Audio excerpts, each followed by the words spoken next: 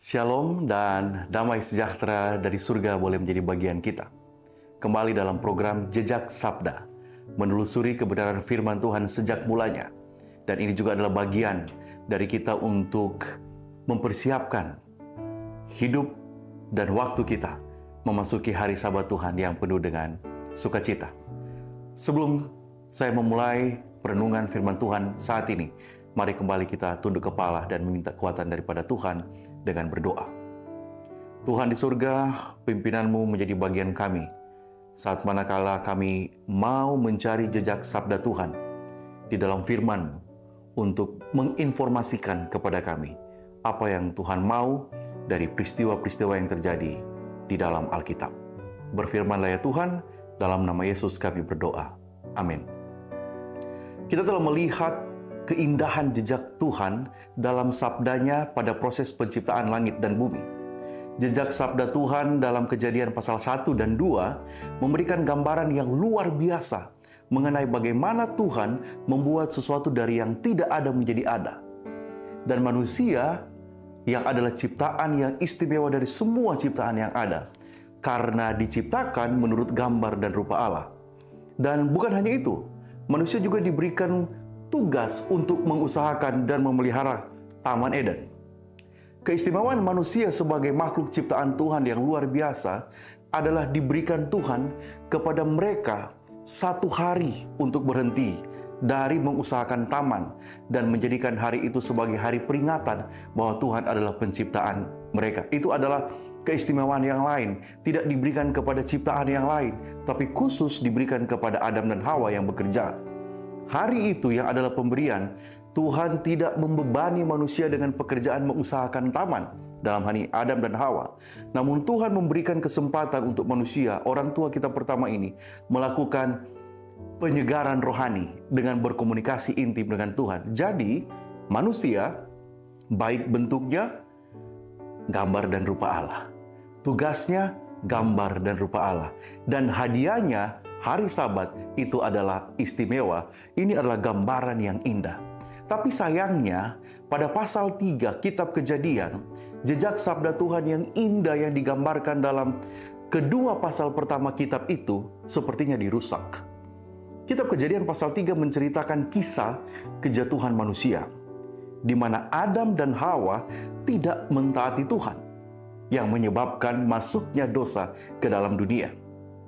Kalau kita lihat di dalam Kejadian pasal 3, setiap ayat dalam Kejadian ini, pasal 3 ini mengungkapkan pelajaran yang mendalam.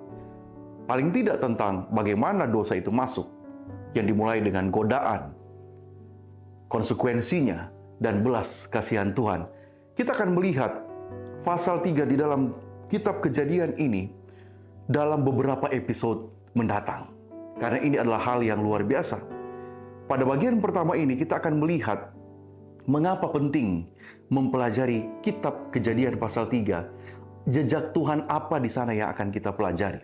Kita akan melihat sabda Tuhan, jejak sabda Tuhan dalam kitab Kejadian pasal 3 untuk beberapa episode ke depan seperti yang saya informasikan sebelumnya. Nah, saya memulai dengan memberikan fakta, bukan dari Kejadian, tapi kita melihat referensi jejak sabda yang lain.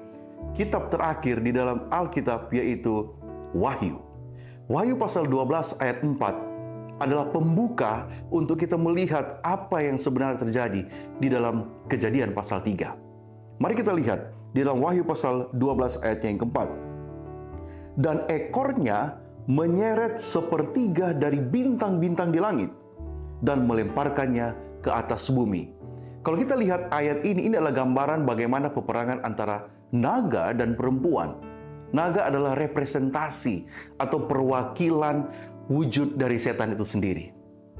Jejak ini di dalam Wahyu pasal 12 ayat 4 memberikan informasi kepada saya dan saudara bahwa setan atau yang dikenal bagian yang lain Lucifer berhasil menipu sepertiga malaikat surga. Dan hasilnya mereka dikeluarkan dari surga. Jadi, kalau dia berhasil menipu malaikat di surga sebanyak itu, maka metode atau caranya, tekniknya sungguhlah sangat hebat. Itu sebabnya Perlu bagi kita untuk mengetahui metode setan tersebut, supaya sebisa mungkin kita juga tidak tertipu.